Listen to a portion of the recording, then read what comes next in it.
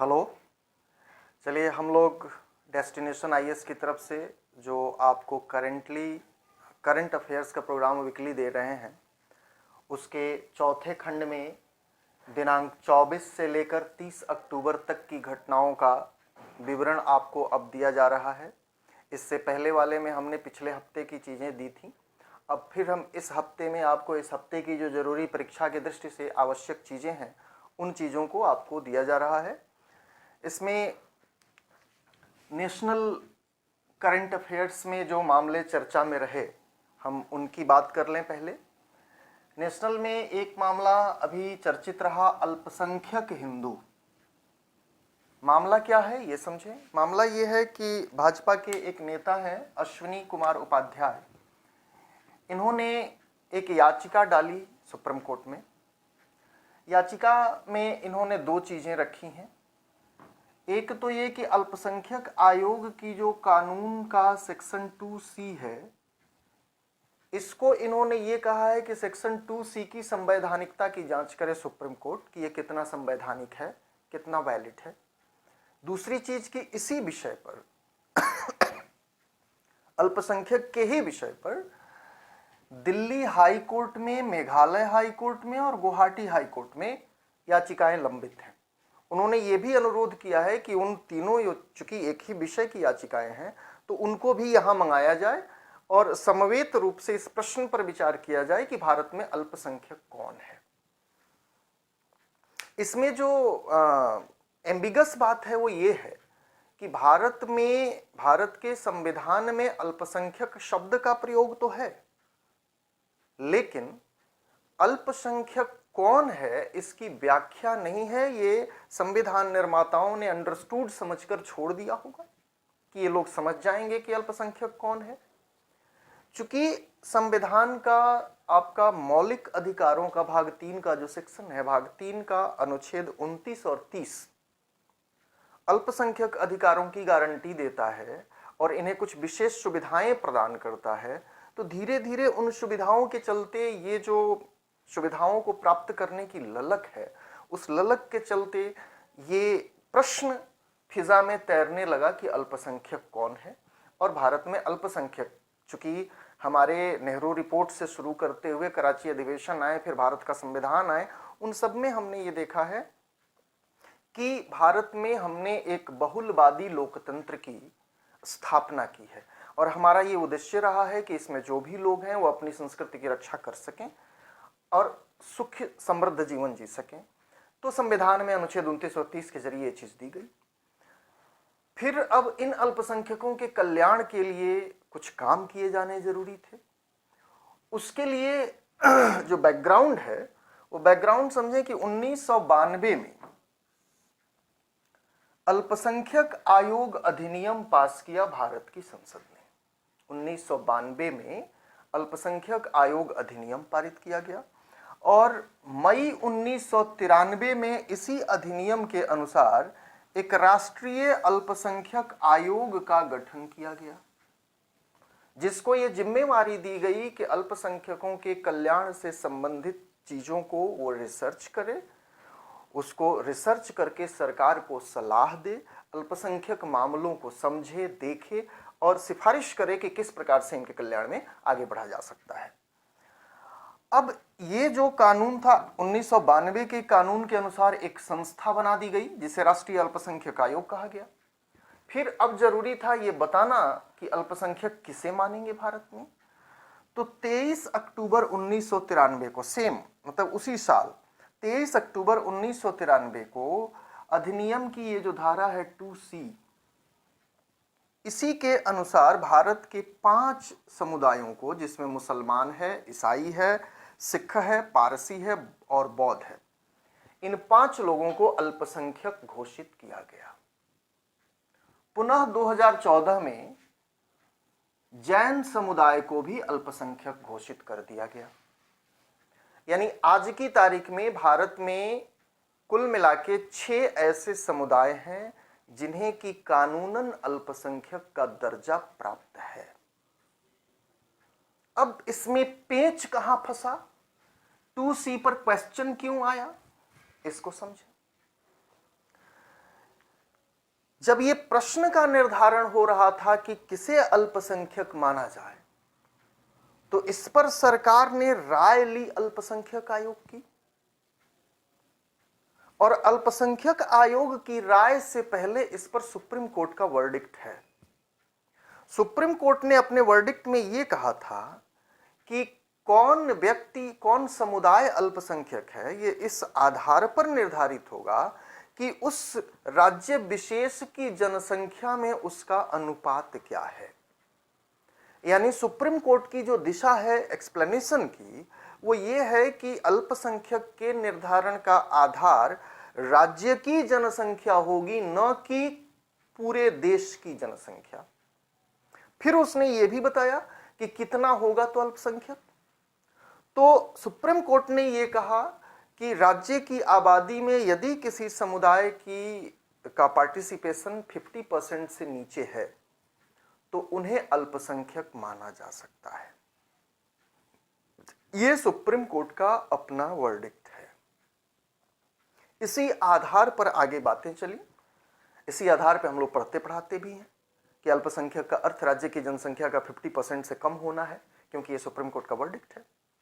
अब इसी चीज पर राज्य ने, मतलब कि केंद्र की सरकार ने अल्पसंख्यक आयोग से सलाह मांगी कि भाई आपका क्या कहना है कि कौन अल्पसंख्यक।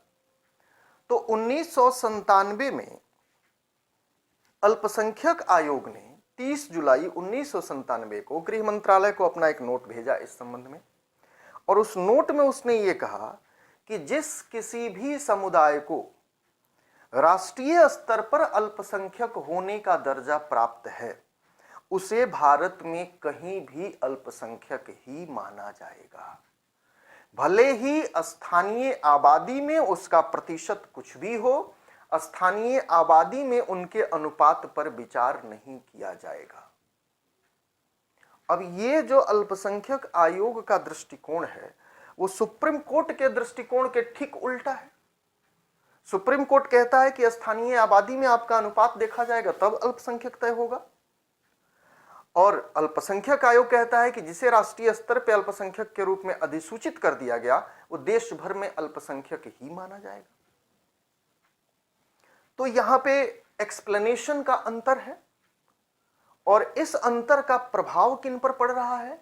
तो भारत में 8 ऐसे राज्य हैं, मिजोरम, नागालैंड, मेघालय, मणिपुर, अरुणाचल प्रदेश, पंजाब, जम्मू कश्मीर और लक्षद्वीप, जहां पर हिंदू अल्पसंख्यक है। और चूंकि राष्ट्रीय स्तर पर उसे अल्पसंख्यक का नहीं बहुसंख्यक का दर्जा प्राप्त है, इसीलिए अनुच्छेद 29 और 30 के तहत जो सुविधाएं उसे मिलती हैं, मिलनी चाहिए अल्पसंख्यक के तौर पर, वो नहीं मिल पाती हैं। उन्हें अपनी शैक्षणिक संस्थाएं स्थापित करने का, उनका प्रबंधन करने का अधिकार नहीं है। वो माइनॉरिटी इंस्टीट्यूशन नहीं स्थापित कर सकते। तो यहां पर चूंकि सुप्रीम कोर्ट की व्याख्या के हिसाब से इन 8 राज्यों में हिंदू को अल्पसंख्यक होना चाहिए था, लेकिन ये अल्पसंख्यक नहीं माने जाते हैं अल्पसंख्यक आयोग की 1997 की धारणा के अनुसार।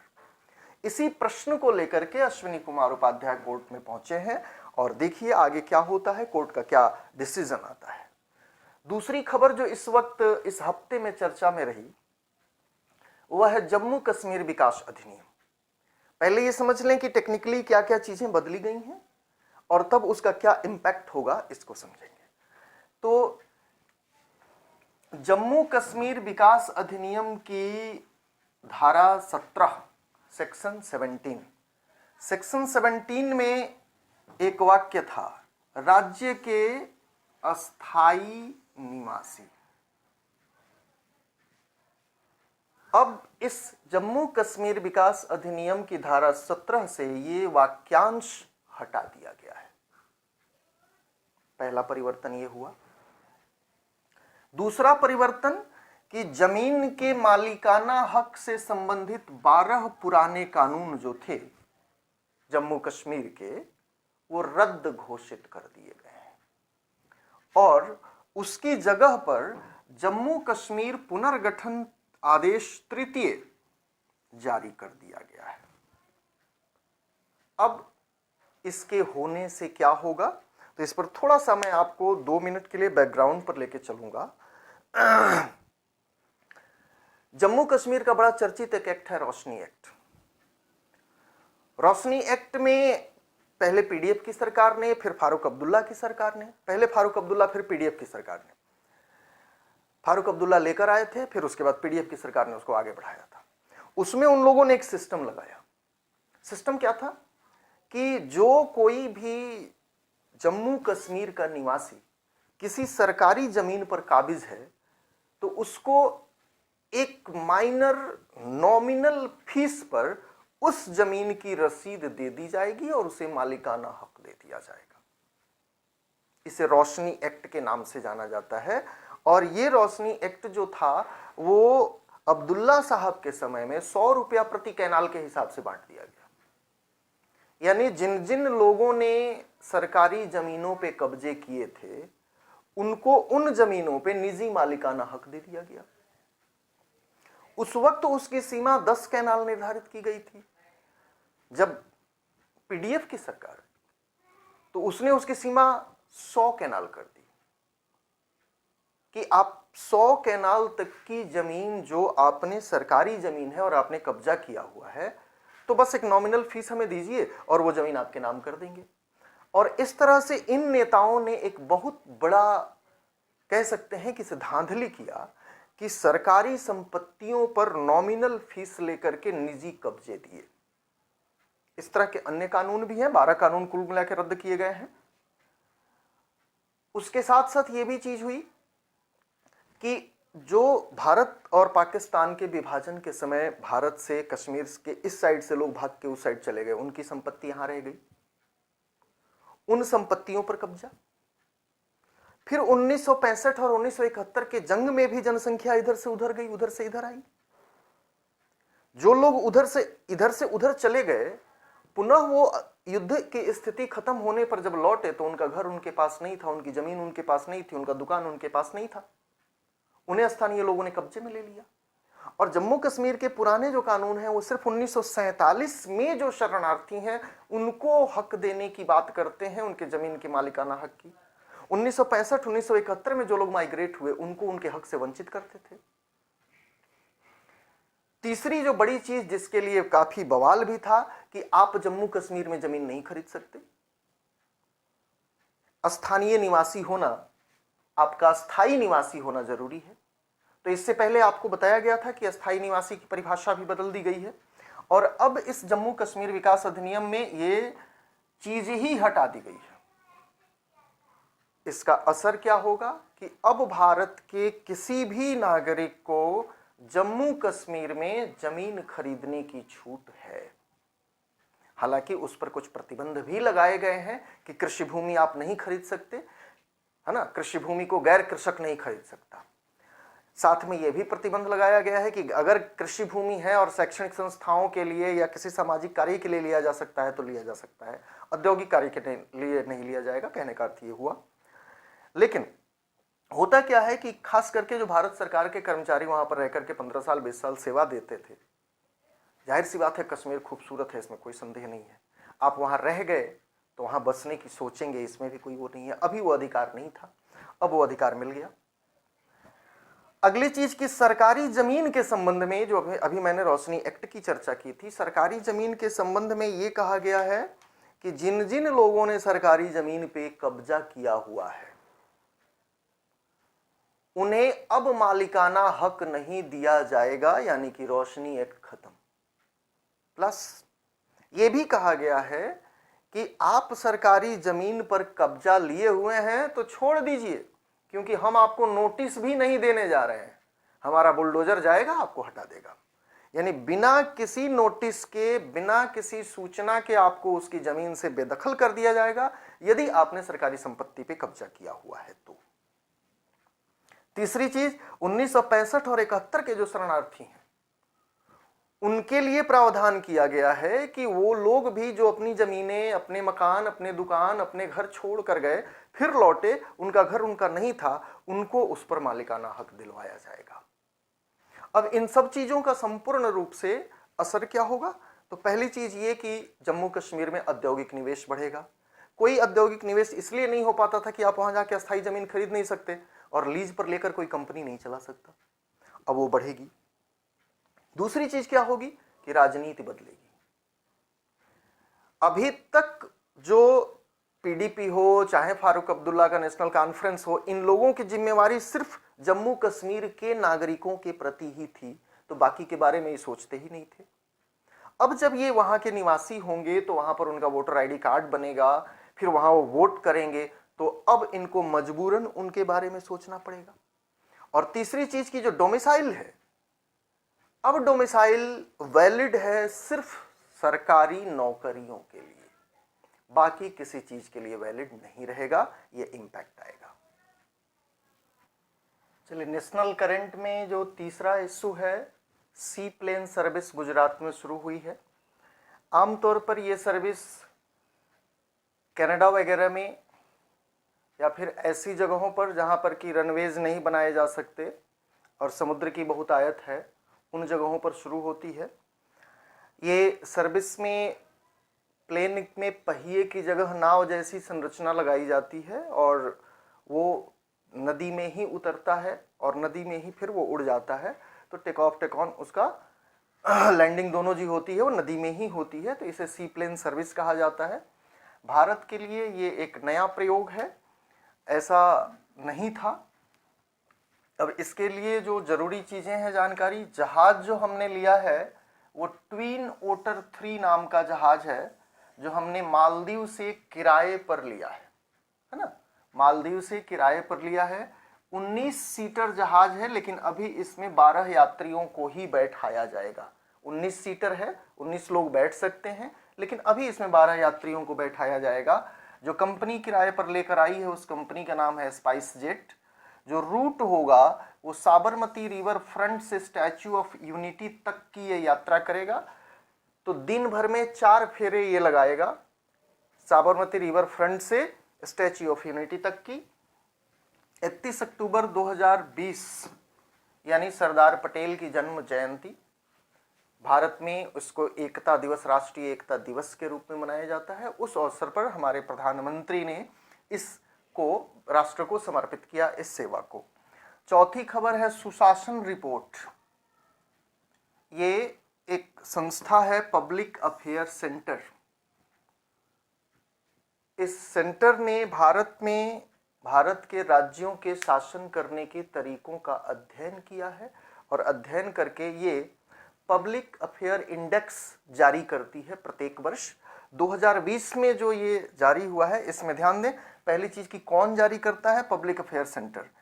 क्या पैरामीटर्स है जारी करने का, तो 3 पैरामीटर्स हैं, समानता, इक्विटी, विकास, ग्रोथ, और निरंतरता, सस्टेनेबिलिटी। इन 3 आधारों पर कितनी इक्विटी, कितनी ग्रोथ, कितना सस्टेन कर रहा है ग्रोथ, इन 3 चीजों के आधार पर पीएआई इंडेक्स निकाला जाता है। इसमें जो केरल है, इसे बड़े 3 श्रेणियां बनाई गई हैं। इसमें अध्ययन में बड़े राज्यों की श्रेणी, छोटे राज्यों की श्रेणी और यूटीज, केंद्र शासित प्रदेशों की श्रेणी। इसमें जो बड़े राज्य हैं उनमें केरल को सबसे सुशासित माना गया है, जबकि उत्तर प्रदेश को सबसे कम सुशासित माना गया है। तो जोगी बाबा प्रश्नों के दायरे में हैं। हमारे सुशासन बाबू की क्या स्थिति है, तो हमारे सुशासन बाबू सबसे कम सुशासितों में तीसरे नंबर पर है। ध्यान दें, सबसे नीचे में उत्तर प्रदेश है, उसके बाद ओडिशा है और उसके बाद बिहार है। हालांकि ओडिशा में लगातार बीजू पटनायक बने हुए हैं और उन्होंने कम से कम आपदा के समय जो उनकी अनुक्रिया है वो बेहद काबिले तारीफ रही है। फिर भी इनको दूसरा सबसे ज्यादा सुशासित और बिहार को सबसे कम सुशासित और तीसरा बिहार को सबसे कम सुशासित राज्य माना गया है। तो हमारे सुशासन बाबू भी प्रश्नों के घेरे में हैं। छोटे राज्यों की श्रेणी में सबसे सुशासित गोवा और सबसे कम सुशासित, हम कुशासित शब्द का प्रयोग नहीं कर रहे हैं, है ना, सबसे ज्यादा सुशासित और सबसे कम सुशासित, इस शब्द का प्रयोग कर रहे हैं। सबसे सुशासित में गोवा है और सबसे कम सुशासित में मणिपुर है। यूटीज में चंडीगढ़ को ये गौरव प्राप्त हुआ है सबसे सुशासित यूटीज के रूप में। तो इसमें जो ये सबसे बड़े राज्य के रूप में केरल सबसे सुशासित और उत्तर प्रदेश सबसे कम सुशासित, ये सर्वाधिक महत्वपूर्ण है, इसे याद रखेंगे। चलें अब इंटरनेशनल करंट में हम आ रहे हैं। इंटरनेशनल करंट में इस हफ्ते जो पहली चीज चर्चा में रही वो था पाकिस्तान का FATF के ग्रे लिस्ट में बने रहना। बैठक जो हुई 23 अक्टूबर को पेरिस में हुई और FATF के प्रमुख मार्कस प्लियर, ये भी याद रखने लायक है, चर्चा में है तो हो सकता है इनका नाम पूछ लिया जाए। तो FATF प्रमुख मार्कस प्लियर ने ये घोषणा करी कि अब फरवरी 2021 तक पाकिस्तान ग्रे लिस्ट में बना रहेगा। क्यों बना रहेगा? इसलिए बना रहेगा कि जब 2018 में पाकिस्तान को ग्रे लिस्ट में डाला गया था तो उसे 27 काम सौंपे गए थे कि ये काम आप करिए तो इस लिस्ट से आपको हटा दिया जाएगा। उन 27 प्लान में से 21 पर पाकिस्तान ने काम किया है, 6 पर काम नहीं किया है। और 6 पर काम नहीं किया है इसलिए उसे ये फैसला लिया गया कि ये आगे फरवरी 2021 में फिर बैठक होगी, उसमें देखा जाएगा कि भाई साहब ने काम किया कि नहीं। कर दिया तो हटा देंगे, नहीं किया तो आगे भी बढ़ाए रखेंगे। अब जो ये 6 काम हैं जो इसने नहीं किए वो कौन से थे, ये समझने की जरूरत है कि जो आसान आसान काम दिए गए थे वो इन्होंने कर लिए, लेकिन जो वास्तविक काम था, जो करना था कि टेरर फंडिंग रुके, वो इन्होंने अभी दरकिनार रखा है। यानी कि उन 6 कामों में इन्हें क्या करना है? तो टेरर फंडिंग रोकना, टेरर फंडिंग से जितने मामले हैं उससे रिलेटेड मामले जो आए हैं उनकी आप जांच करिए, आतंकी संगठनों के खिलाफ जांच करिए,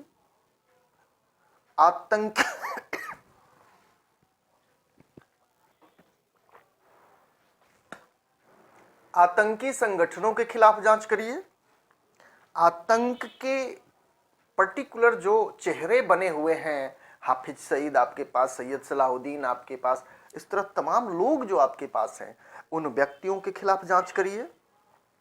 जांच जब पूरी हो जाए तो प्रभावशाली तरीके से उनके कार्यों पर प्रतिबंध लगाइए और यूएन ने जिन जिन को आतंकवादी घोषित कर रखा है और वो आपके यहाँ सुरक्षित पनाहगाह में ऐश कर रहे हैं, उनको संपूर्ण वित्तीय प्रतिबंध लगाइए, उनकी संपत्तियों को जब्त करिए। ये असली काम है जो इन्होंने अभी तक नहीं किया। जो किनारे किनारे वाला काम था 21 ठो इन्होंने कर लिया, और जो असली काम है इन्होंने नहीं किया तो FATF ने कहा कि भाई अभी कोई सुनवाई नहीं है। कमाल इसमें यह हुआ कि जो इनके 3 सहयोगी थे पाकिस्तान के, मलेशिया, तुर्की और चीन, इस बार मलेशिया के अतिरिक्त चीन और तुर्की ने भी इनको साथ नहीं दिया। सॉरी, तुर्की के अलावा मलेशिया और चीन, ये दोनों लोग भी इसके साथ नहीं आए। हालांकि तुर्की ने एक प्रस्ताव पेश किया कि भाई इसने जितना काम किया है उस पर उसको शाबाशी मिलनी चाहिए। FATF ने कहा कि देते हैं शाबाशी। इसने कहा कि भाई इसने जितना काम किया है उसी की ऑन साइट इंस्पेक्शन कर ली जाए और इनको हटाया जाए। FATF ने कहा कि जी नहीं, ये वाला नहीं होगा। काम पूरा होने के बाद ऑन साइट इंस्पेक्शन करते हैं हम, काम पूरा होने के दौरान ऑन साइट इंस्पेक्शन नहीं करते। हमें पता होना चाहिए कि हाफिज सईद के अगेंस्ट क्या किया गया, तब हम जाके देखेंगे कि आपने जेल में बंद किया हुआ है, उनकी संपत्तियां आपने तोड़ी हैं, उनको जब्त किया हुआ है, ये हम देखेंगे करने के बाद, करने के दौरान नहीं। तो इस तरह से जो FATF का शिकंजा है वो पाकिस्तान पर बना रहा। ये FATF जो है वो 89 में G7 की बैठक थी, उस बैठक में इसका गठन किया गया था। और गठन जब किया गया था तो इसका उद्देश्य था मनी लॉन्ड्रिंग पर रोक लगाना। उस वक्त टेरर फंडिंग इसके एजेंडे में नहीं था। आगे टेरर फंडिंग को भी इसके एजेंडे में जोड़ दिया गया। आज की तारीख में 37 देश और 2 संस्थाएं, यानी कुल 39 मेंबर इसके पास हैं। दूसरी जो खबर है हमारे सामने, वो भारत और अमेरिका के बीच 2+2 वार्ता है। पहली चीज, 2+2 वार्ता का अर्थ क्या है? तो फॉरेन मिनिस्टर और मिनिस्टर ऑफ डिफेंस, इन दोनों लोगों की जो बातचीत होती है अपने जो काउंटर पार्ट्स होते हैं उनसे, यानी कि 2 देशों के विदेश मंत्री और रक्षा मंत्री आपस में मिलकर जब बात करते हैं तो ये 2+2 वार्ता कहलाती है। इस तरह की वार्ता के डिजाइन की शुरुआत जापान ने करी थी, बाद में हमने इसे अपनाया और आज की तारीख में ये 2+2 वार्ता हम जापान के साथ करते हैं, ऑस्ट्रेलिया के साथ करते हैं और अमेरिका के साथ करते हैं। और ये चारों देश क्वाड के देश हैं और ये चारों देश ऑपरेशन मालाबार में शामिल हैं। तो आप समझ सकते हैं कि तस्वीर कहाँ जा रही है। अब इस बार जो अमेरिका और भारत की 2+2 वार्ता हुई, उसमें 2 चीजें, जो 2 निष्कर्ष आए प्रमुख, हम उस पर आ रहे हैं सीधे, है ना। पहला कि एक समझौता हुआ बीका नाम से, basic exchange and cooperation for geospatial cooperation, और ये भारत और अमेरिका के स्ट्रेटेजिक पार्टनरशिप का चौथा और अंतिम समझौता है। अमेरिका जब समझौते करता है, किसी देश को अपना स्ट्रेटेजिक पार्टनर बनाता है, तो उसको चरणबद्ध तरीके से अधिकार और सुविधाएं वो देता है। इस काम की शुरुआत हुई थी 2002 में, जब हमने general security for military information agreement GSMIA sign किया था अमेरिका के साथ। फिर 2016 में बीच में कुछ गतिरोध आए।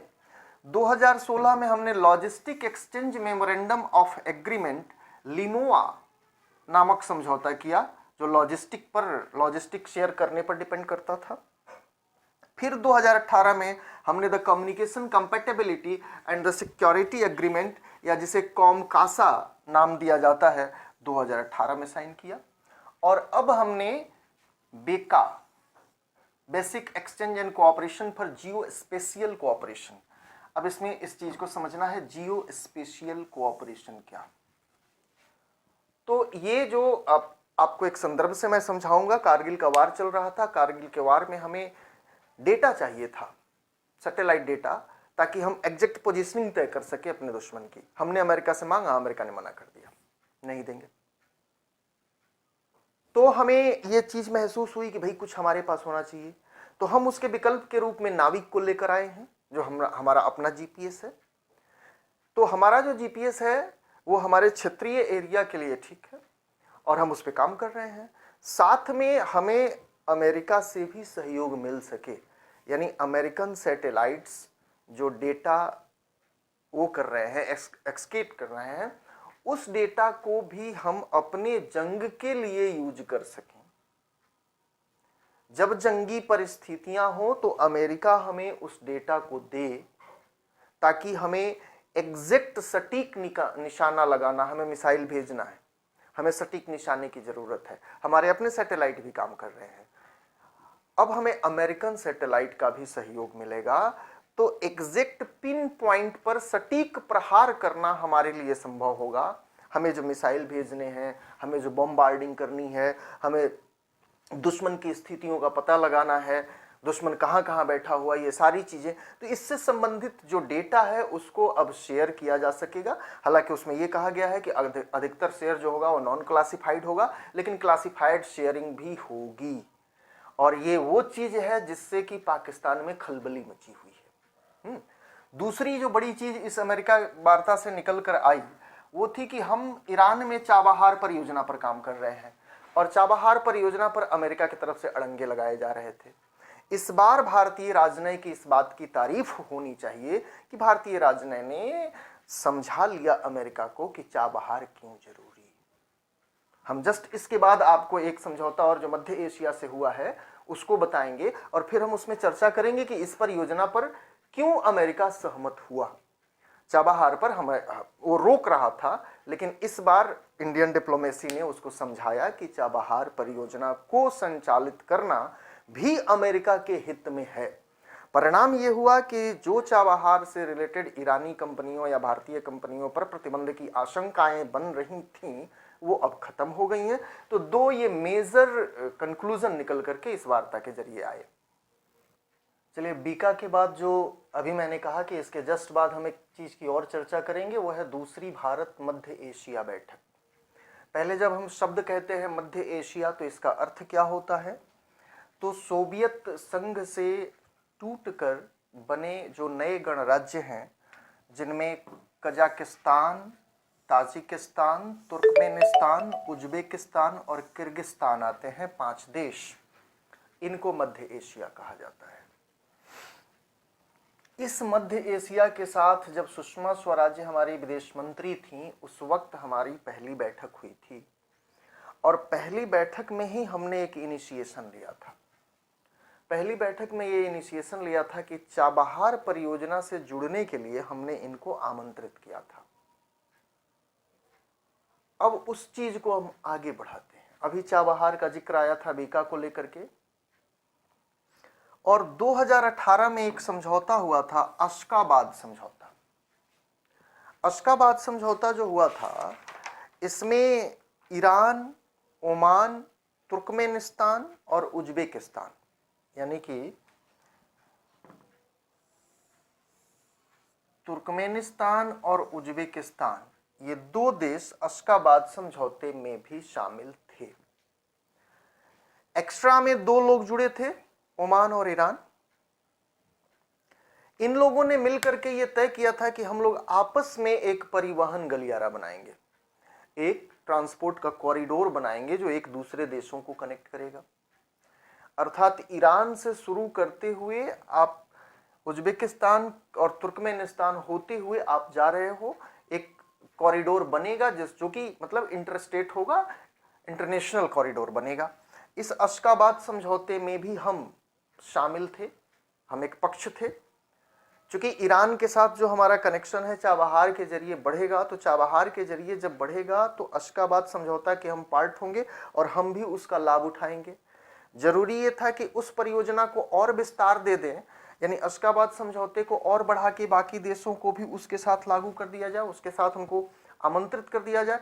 तो एक बड़ा बाजार भारत को मिलेगा जो वाया पाकिस्तान होकर नहीं होगा, डायरेक्ट हमारे कनेक्शन में चाबहार के थ्रू पूरे मध्य एशिया तक हमारी पहुंच होगी और इस परियोजना पर हम आगे बढ़ रहे हैं।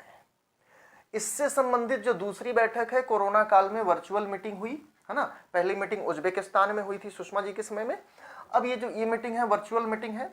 इस मीटिंग में जो निष्कर्ष निकलकर सामने आए वार्ता के, उसमें पहली चीज ये कि एक टर्म का प्रयोग किया गया, एक्सटेंडेड नेबर। भारत ने इन देशों को अपना विस्तारित पड़ोसी स्वीकार किया। डायरेक्ट इनकी सीमाएं हमसे नहीं मिलती हैं, लेकिन ये नियरेस्ट तो है ही हमसे। भाई ये मध्य एशिया ही वो क्षेत्र है जिसके जरिए भारत पर तमाम आक्रमण हुए, उधर ही से लोग आते थे। तो ये एक्सटेंडेड पड़ोसी शब्द, यानी कि इनको हमने अपने से एक वार्म अप दिया है कि भाई हम आपको एक अलग दर्जा देते हैं, एक्सटेंडेड पड़ोसी का दर्जा। दूसरी चीज कि $1 बिलियन का लाइन ऑफ क्रेडिट भारत की तरफ से इन 5 देशों के लिए दिया गया।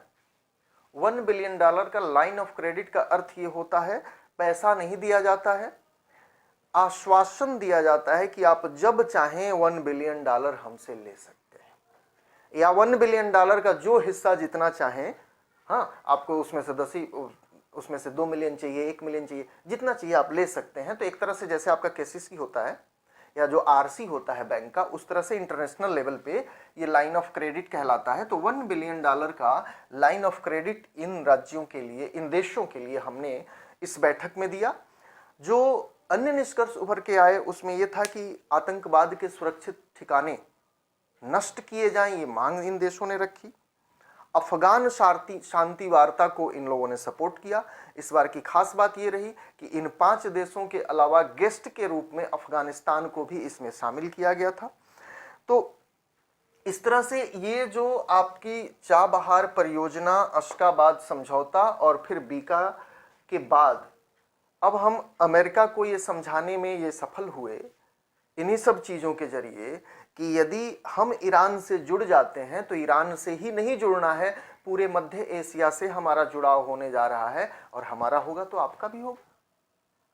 शायद ये कारण रहा है कि हमारे डिप्लोमेट समझा पाए अमेरिका को चाबहार परियोजना पे। दूसरी जो बड़ी इंपॉर्टेंट खबर है, ये आगे की परीक्षाओं में जरूर कहीं ना कहीं मिलेगी आपको। Treaty on prohibition on nuclear weapons, TPNW, ये एक नई ट्रीटी डिजाइन की गई है। एक्चुअली जो पहले NPT जो कि 69 में लागू हुई थी, है ना, न्यूक्लियर नॉन पॉलिफरेशन ट्रीटी, तो जो वो ट्रीटी थी परमाणु अप्रसार संधि, वो संधि का लगभग पलीता लग चुका है।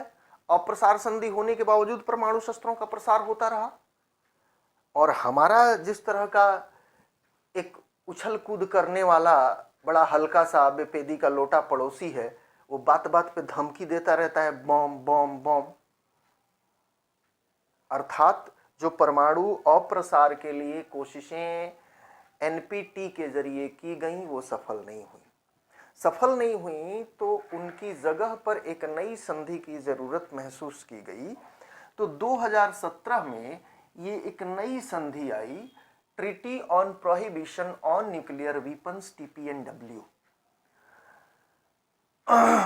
संधि में ये व्यवस्था थी कि अगर 50 देश इस संधि पर सिग्नेचर भी कर दें और इसको रेटिफाई भी कर दें तो ये संधि लागू हो जाएगी। इस हफ्ते में होंडुरास 50वां देश, हाँ, होंडुरास ने इस पर इसकी पुष्टि कर दी है 50वें देश के रूप में, और इस तरह से अब ये संधि फोर्स में आ जाएगी। 21 जनवरी 2021 से ये संधि लागू हो जाएगी। ये संधि क्या कहती है?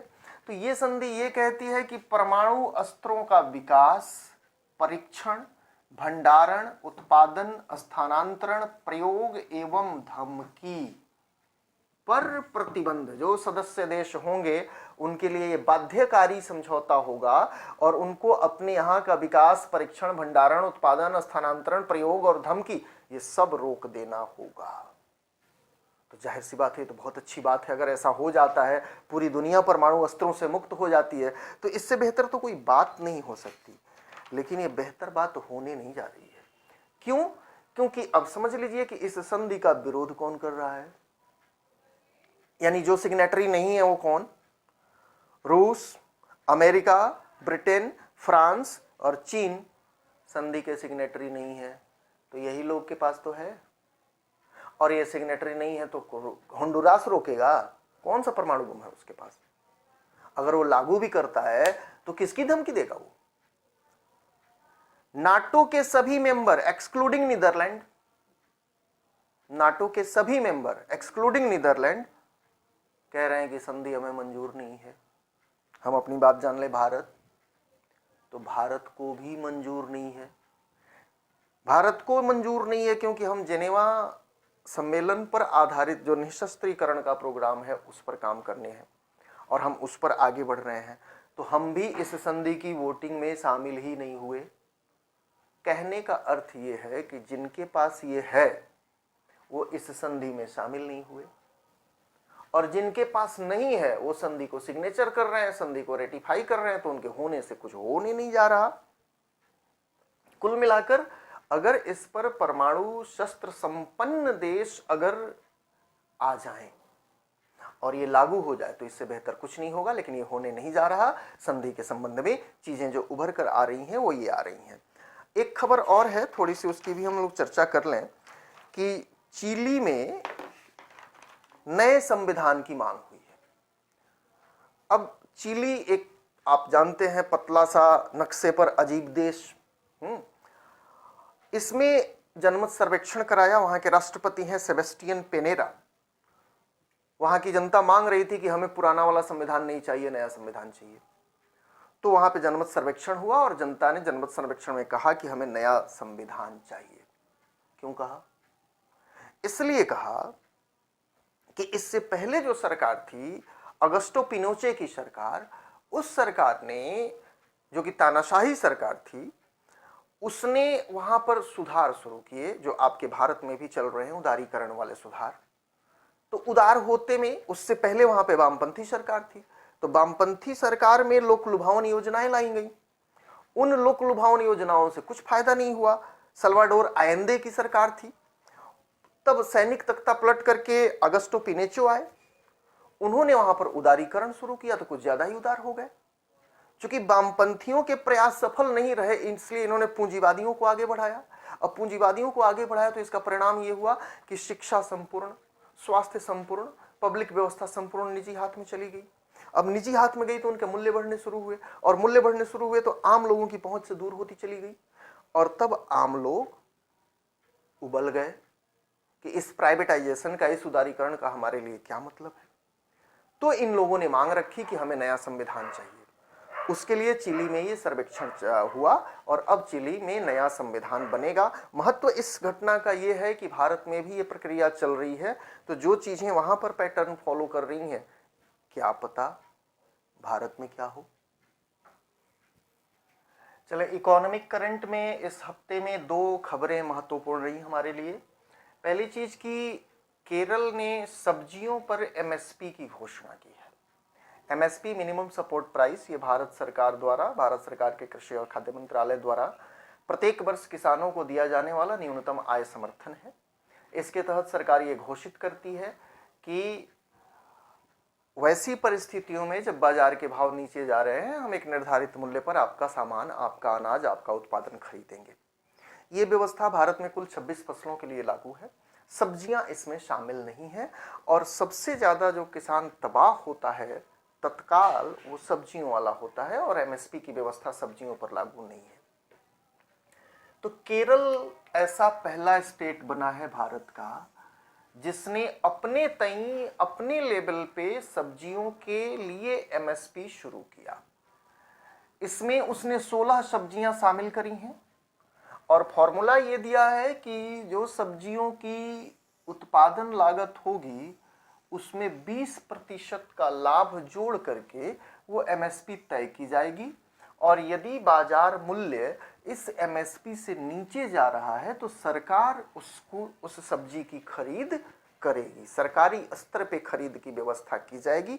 तो ये भारत के लिए एक नई पहल है, बेहतर पहल है। अब हमें वेट एंड वॉच की स्थिति में रहना होगा कि ये पहल कितनी कारगर होती है, लेकिन अभी आपने पीएआई इंडेक्स में देखा कि भारत का सबसे वेल गवर्न्ड, सबसे सुशासित राज्य केरल है। हम आशा कर सकते हैं एक बेहतर परिणाम की। दूसरी जो बड़ी घोषणा हुई वो एथेनॉल के मूल्य में वृद्धि को लेकर के हुई। दरअसल जब हम ग्रीन एनवायरनमेंट की तरफ बढ़ते हैं तो वहां पर हमें ग्रीन फ्यूल का कंसेप्ट आता है, और उस ग्रीन फ्यूल के कंसेप्ट में हम क्या करते हैं कि पेट्रोल में एथेनॉल मिलाते हैं, और एथेनॉल मिला करके और उसे हम यूज करते हैं, जिसे बायोफ्यूल हम कहते हैं, है ना, या ग्रीन फ्यूल कहते हैं। तो भारत में आमतौर पर जो पहले व्यवस्था थी वो ये थी कि जो एथेनॉल निकलता था, पर्टिकुलरली ये निकलता है जो चीनी फैक्ट्रियां हैं, जो शुगर की फैक्ट्रियां हैं, उन फैक्ट्रियों में जो शीरा निकलता है उसी को कन्वर्ट किया जाता है, वही एथेनॉल होता है। तो उसमें एक ही भाव सबको लिया जाता था, यानी कि उसमें एक तो किस चीज से एथेनॉल बन रहा है उसके आधार पे भाव नहीं तय था, सबका एक भाव था। अब सरकार ने क्या किया है कि उनको 4 अलग अलग कैटेगरीज में डिवाइड कर दिया है। सी हैवी मोलासेज, बी हैवी मोलासेज, गन्ना रस वाला एथेनॉल और चीनी से बना हुआ एथेनॉल, 4। फिर चारों के लिए अलग अलग मूल्य निर्धारित किया, और मूल्य में वृद्धि की गई है। औसतन प्रत्येक कैटेगरी में 3.25 रुपए की वृद्धि, इस प्रत्येक कैटेगरी में 3.25 रुपए की वृद्धि की गई है। जिसमें जो सी हैवी है उसमें 43 रुपया 75 पैसे से बढ़ा करके इसे 45 रुपया 69 पैसे किया गया। बी हैवी वाला जो है मोलासेज, उसमें 54 रुपए 27 पैसे से बढ़ा करके 54 रुपए 61 पैसा किया गया। गन्ना रस से जो निकलता है वही चूंकि मैक्सिमम मात्रा में निकलता है, तो किसानों से जुड़ा हुआ और फैक्ट्रियों से जुड़ा हुआ सबसे ज्यादा इंपॉर्टेंट वही है। 59 रुपया 48 पैसा से 62 रुपया 65 पैसा इसको बढ़ा करके कर दिया गया है। स्थिति क्या है इसकी, तो ये समझें कि एथेनॉल की खरीद 2013-14 में जो तेल कंपनियां थीं उन्होंने 38 करोड़ लीटर किया था। 2019-20 में ये बढ़ के 195 करोड़ लीटर आ गया है। ये तब है जब अभी भारत में एथेनॉल मात्र 5% मिलाया जा रहा है, क्योंकि उसकी अवेलेबिलिटी नहीं हो पा रही है और भारत सरकार ने 10% एथेनॉल मिलाने की इजाजत दी है तेल कंपनियों को। अब अगर 10% मिलाया जाता है तो 465 करोड़ लीटर एथेनॉल खरीदने की जरूरत होगी, और चूंकि कंपनियों ने ऑर्डर दिए हैं, इसी को ध्यान में रखते हुए ये परिवर्तन किया गया है, जिससे कि नो डाउट गन्ना के मूल्य में किसानों की और चीनी फैक्ट्रियों को दोनों को लाभ प्राप्त होगा। इस हफ्ते के साइंस टेक के करंट में 3 खबरें इंपॉर्टेंट रही हमारे लिए। पहला कि नासा ने ये बताया कि चांद पर पानी है, उसके साक्ष्य उसने प्राप्त किए। नासा का एक टेलीस्कोप है जिसका नाम है SOFIA, full form stratospheric observatory for infrared astronomy, SOFIA, जो टेलीस्कोप बोइंग 747 नामक जो एयरक्राफ्ट है उस पर लगाई गई है, और ये जमीन से 45,000 फीट की ऊंचाई पर उड़ता है और फोटो लेता है। 106 इंच व्यास है इसके टेलीस्कोप का, और इसमें पर्टिकुलरली टेलीस्कोप के अतिरिक्त इसमें एक अलग से कैमरा लगाया है, फेंट ऑब्जेक्ट इंफ्रारेड कैमरा, और इसी कैमरे के जरिए फोटो खींची गई, और उस फोटो से जो चीजें उभर कर सामने आई हैं वो ये है कि जो चंद्रमा का प्रकाशित भाग है, अंधेरे वाले भाग की तो हम खींच ही नहीं सकते, वो हमारे सामने नहीं है, जो प्रकाशित भाग है वहां पर चांद पर पानी के साक्ष्य मिले हैं। तो आगे आने वाले चांद मिशन के लिए ये एक इंपॉर्टेंट इनपुट साबित होने जा रहा है। आगे इस पर और खोज होगी, अभी ये फोटो है, एग्जैक्ट में वहां पर अभी तो एक बार गया आदमी, उसके बाद कोई गया नहीं। आगे के लिए इंपॉर्टेंट मिशन ये साबित होगा, क्योंकि वहां पर जो चूंकि बड़ी जो ये लंबी लंबी योजनाएं चल रही हैं, चांद पर बसने की योजनाएं भी, जैसे कि आपने सुशांत के बारे में, सुशांत सिंह राजपूत के बारे में सुना होगा कि उसने चांद पर जमीन खरीदी थी। तो अगर भविष्य में कोई संभावना है तो उसके लिए पानी इंपॉर्टेंट है, और उसका साक्ष्य नासा के, ध्यान ही रखेंगे, नासा के सोफिया नामक पर्टिकुलर एयरक्राफ्ट से जो तस्वीरें खींची गई, उन तस्वीरों से चांद के प्रकाशित भाग में पानी की संभावना मिली है। दूसरी इंपॉर्टेंट खबर आई नेचर पत्रिका से। नेचर पत्रिका में 2 संस्थाओं की एक खबर, एक शोध प्रकाशित हुई। संस्था का नाम है international nitrogen initiative, international nitrogen initiative और global carbon project of future earth. इन दोनों ने मिलकर के ये निष्कर्ष निकाला, जो कि नेचर पत्रिका में प्रकाशित हुआ है, कि वर्ष 1980 से 2016 के बीच नाइट्रस ऑक्साइड के उत्सर्जन में 30% की वृद्धि हुई है। नाइट्रस ऑक्साइड के उत्सर्जन में 30% की वृद्धि हुई है, और उसने कुल 21 स्रोत जहां से नाइट्रस ऑक्साइड निकलता है उस 21 स्रोत की स्टडी करी, और ये पाया कि उसमें से 43% जो उत्सर्जन है वह मानवीय स्रोतों से है, हमारे कारण है। 30% का 43, चूंकि प्राकृतिक कारणों से भी उत्सर्जन होते हैं तो उन पर हम नहीं जाएंगे, 43% जिम्मेवार कारक हम खुद हैं, हमारे कारण ये बढ़ रहा है। और खास बात ये होती है कि जो नाइट्रोजन के ऑक्साइड्स होते हैं, कुल मिला के 5 होते हैं, जिसमें 3 बड़ी, मतलब एक बड़ी मात्रा में हमारे वातावरण में उपलब्ध हैं। उसमें nitrogen dioxide NO2, nitric oxide NO और नाइट्रस ऑक्साइड N2O, ये 3 बड़ी मात्रा में अवेलेबल हैं। खास बात क्या है कि ये जो नाइट्रोजन के ऑक्साइड हैं, ये 2 चीजें करते हैं वातावरण में, एक तो एसिड रेन, और दूसरा मोस्ट इंपॉर्टेंट कि क्लोरीन के साथ मिलकर के ओजोन डिप्लेशन। ओजोन डिप्लेशन का प्राकृतिक कारण नाइट्रस ऑक्साइड ही है। ये जो इम्पोर्टेंट है शोध, वो इसलिए इम्पोर्टेंट है कि अभी तक की जो हमारी पर्यावरण वार्ताएं हो रही हैं, Kyoto protocol, Montreal protocol, Paris समझौता, ये जितनी हो रही हैं, उस पे हमारा एम्फेसिस जो है वो कार्बन उत्सर्जन पर है कि कार्बन उत्सर्जन को रोका जाए। अब जब N2O का सांद्रण बढ़ेगा वातावरण में, तो कार्बन उत्सर्जन रोकेंगे तो भी ध्यान दें कि N2O जो है वो CO2 की तुलना में 300 गुना ज्यादा शक्तिशाली ग्रीन हाउस गैस है, और ये गैस एक बार वायुमंडल में गई तो 125 साल तक बनी रहती है, खत्म नहीं होती। तो ऐसी स्थिति में आप वास्तव में वार्ताओं का रुख बदलने की जरूरत है, वार्ताओं का रुख बदलने की जरूरत है। अभी तक वार्ताओं के केंद्र में कार्बन इमिशन है, नाइट्रोजन या नाइट्रोजन के ऑक्साइड के इमिशन की कोई चर्चा, कोई जिक्र नहीं है कि इस पर कैसे कंट्रोल किया जाए। और जो ये रिसर्च बता रही है वो ये कह रही है कि 1750 में 270 पार्ट पर बिलियन नाइट्रोजन वायुमंडल में मौजूद था, और अब ये बढ़ के 331 पार्ट पर बिलियन हो गया है। तो लगातार कंसंट्रेशन वायुमंडल में बढ़ रहा है, और ऐसी स्थिति में जरूरी ये होगा कि हम इसके इमिशन पर भी बात करें, या कम से कम जो इमिशन को टैम करने की, रोकने की जो वार्ताएं चल रही हैं, उन वार्ताओं में इसको भी शामिल किया जाए। तीसरी खबर जो है वो आपके भारत से है। भारत में ध्यान देंगे, जगह उत्तराखंड, डिस्ट्रिक्ट टिहरी, प्रखंड प्रतापपुर, और पर्टिकुलर जगह का नाम पीड़ी पर्वत। उत्तराखंड के टिहरी के प्रतापपुर के पीड़ी पर्वत पर हमें स्ट्रेमेटोलाइट फॉसिल्स मिले हैं। अब ये स्ट्रेमेलाइट फॉसिल्स क्या होते हैं? तो ये धारीदार अवसादी चट्टानें हुआ करती हैं। अवसादी चट्टानें वे चट्टानें कहलाती हैं जो किसी पर्टिकुलर अवसाद, डिपॉजिट्स के एक के ऊपर एक जमा होने से बनती हैं।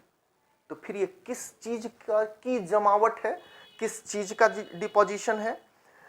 तो वैज्ञानिक ये बता रहे हैं कि वैश्विक स्तर पर जो ये स्ट्रेमेटोलाइट है, ये दरअसल 90 से 100 करोड़ वर्ष पुरानी शैवाल है, काई है, जो 90 से 100 करोड़ वर्ष पहले ये काई थी। ये काई एक के ऊपर दूसरे, दूसरे के ऊपर तीसरे परत के रूप में जमती गई, धीरे धीरे उस पर धूल मिट्टी आती गई। उसके बाद से तमाम जो ताप और रासायनिक परिवर्तन आए, उन परिवर्तनों के कारण ये चट्टान में बदल गई।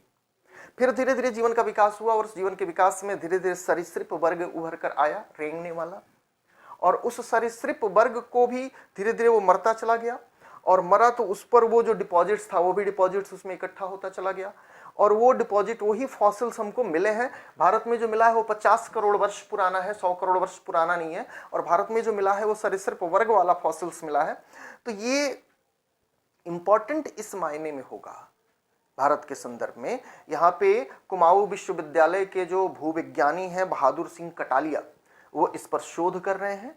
इंपॉर्टेंट इस मायने में होगा कि जीव के निर्माण, पृथ्वी के निर्माण और पृथ्वी पर जीव के विकास के संबंध में जो थ्योरीज हैं, उन थ्योरीज को समझने में और जैव विकास को धरती पर समझने में हमें मदद मिलेगी।